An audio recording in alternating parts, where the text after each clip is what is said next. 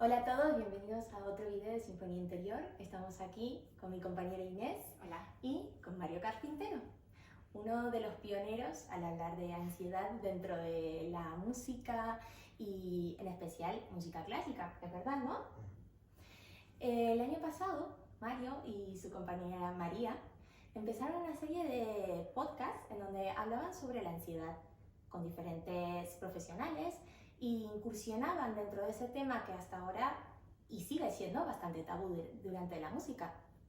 Mario, ¿qué tipo de desafíos encontraron a la hora de poder incursionar en este tema sobre la ansiedad en la música clásica? ¿Cómo han podido afrontar eso? Creo que el mayor desafío de lo que hicimos nosotros fue como poner en relación el contenido artístico con el contenido de salud mental. O sea, los episodios trataban cada uno un tópico concreto, no era solo uno de ansiedad, uno de depresión, cosas diferentes, pero la relación no era solo invitar a un psicólogo que lógicamente controlaba ese tema muchísimo, sino conseguir de una manera, desde el propio contenido temático, desde lo que estábamos diciendo, relacionar eso con manifestaciones artísticas. Entonces no era tanto hablar de un tema del que se hable más o menos, que eso lo puedes hacer básicamente con un profesional, depende de la cantidad que quieras hablar, sino que de esa conversación con alguien que sabía mucho de ese extremo de la conversación y nosotros que sabíamos algo de música, conseguir juntarlo y realmente encontrar un punto de convergencia entre las dos cosas juntas, hablar de la música desde ese punto, como desde esa perspectiva y conseguir que a lo mejor la gente se interese en por qué en una ópera pasa lo que pasa a nivel de script, de guión y cómo se manifiesta eso en música y eso que tiene que ver con la realidad psicológica detrás de eso era un poco lo más interesante. O sea, conseguir poner todos los puntos de vista en común y que de ahí saliera una conversación un poco interdisciplinar. El hecho de hablar más o menos de los problemas, siempre va a haber profesionales o gente que por su propia experiencia tenga más cosas que decir que nosotros, pero conseguir enfocar eso desde el punto de vista artístico y que a través de eso se lo explicásemos a gente, creo que es lo que acercó a mucha gente, no solo el tema de la ansiedad, el tema de cada episodio, sino en qué manifestaciones se convertía eso. Claro, porque en realidad la teoría básica de todo lo que ustedes estaban hablando dentro de lo profesional en la vida normal y diaria de las personas está bastante como metido en el tema, o sea, ya la gente no es tan tabú ir al psicólogo, pero dentro de la música yo creo que todavía hay muchas cosas que no se tienen en cuenta, como ejercicios o mismo dentro de la pedagogía, ¿no? Entonces... Nosotros eso lo hicimos en un episodio en concreto que grabamos aquí con Tarek y fue muy interesante. El resto era no tan centrado en salud mental dentro del mundo música clásica, sino un poco la conversación del otro lado, acercar a través de la salud mental la música clásica.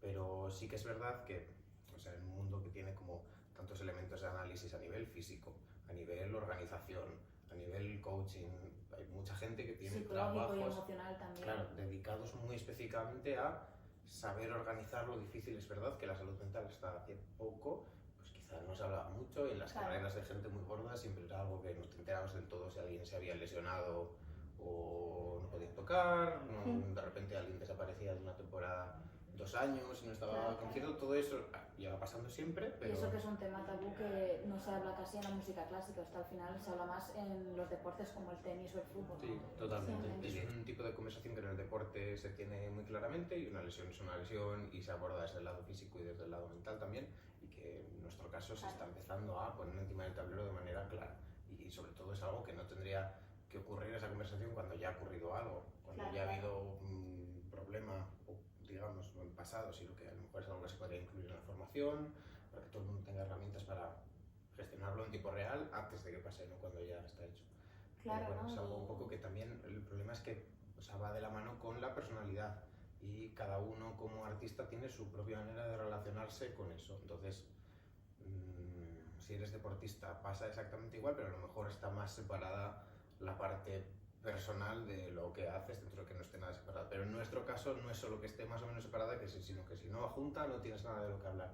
Entonces eso lo hace todo un poco más complicado. Sí, ¿no? Y es ahora lo que estaría bueno que se empiece a concientizar un poco la unión entre la salud física y la de mental, porque si uno empieza a estar estresado, cansado, con depresión, ansiedad, ¿qué es lo primero que empieza a hacer? Pues tensa los músculos.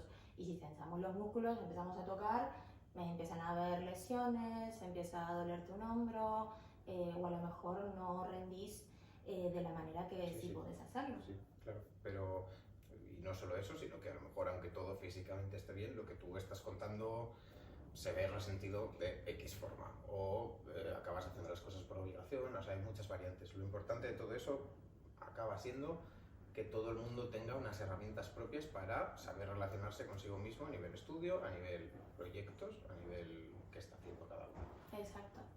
¿Y cuál ha sido la respuesta del público sobre tu proyecto? ¿Hay algún episodio en particular que recuerdes que, digamos, ha pasado esto?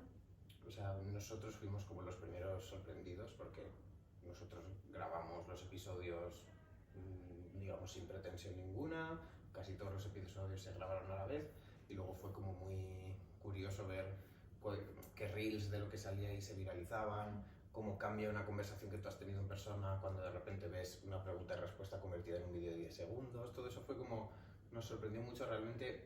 O sea, es lógicamente el mundo podcast, el mundo redes Es el mundo sociales, de ahora mismo que se está... sí, pero es otra cosa, no Sí. es lo que nosotros hacemos todos los días de No, a lo claro. mejor saber mantener una conversación, saber cómo utilizar todo ese contenido para hacer otra cosa. Entonces, Exacto. sí Y que llegue al sí, público. sí que aprendimos bastante en ese sentido. O sea, nunca nos esperamos llegar a lo de los 10.000 seguidores y la cuenta de Instagram que se volvió completamente loca y que tuvimos que A mí me quitar encantó. del Sí, teléfono ¿no? y todo eso. O sea, fue divertido.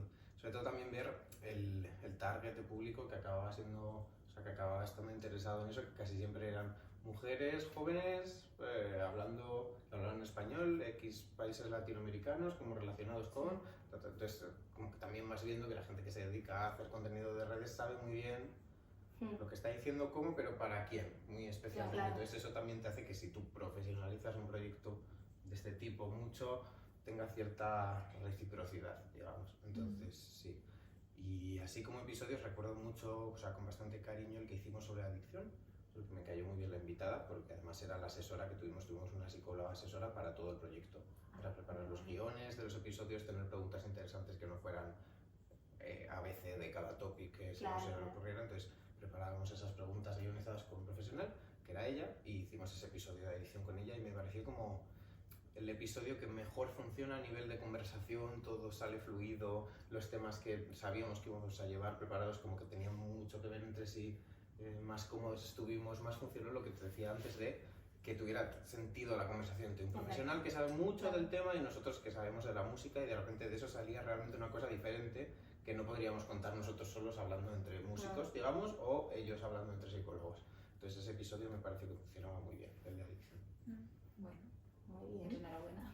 Muchas Sí, gracias. la verdad que a mí el tema me ha encantado, cómo ha llegado al público, cómo... Al público joven, sobre Sí, todo. sí, Que sí, esto sí. últimamente en los auditorios, bueno, viene cada vez más gente joven, pero es importante y llegar al público joven al final. No, y es que, porque claro, ahora todo el tema de salud física y mental, lo que se está empezando a hacer es arreglarlo una vez que ya está arruinado, está roto o tenemos algún tipo de problema. Claro. Y ahora vendría la etapa de poder controlarlo desde un principio, desde la juventud, desde un estudiante promedio de conservatorio, que no vaya a ser que empiece a tener pánico escénico, todo lo que vamos a hablar en otros vídeos sobre de dónde viene la ansiedad, de dónde viene el estrés.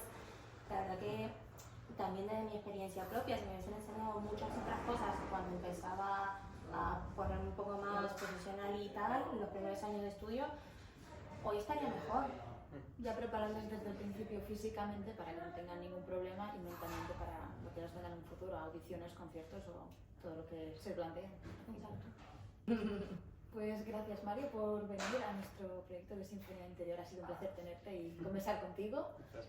Muchas gracias por ser los pioneros en iniciar esto, así que nada, la verdad que espero que estén al tanto de todos los videos, que les sirva y que juntos podemos empezar a concientizar a la población musical joven sobre la salud física y mental.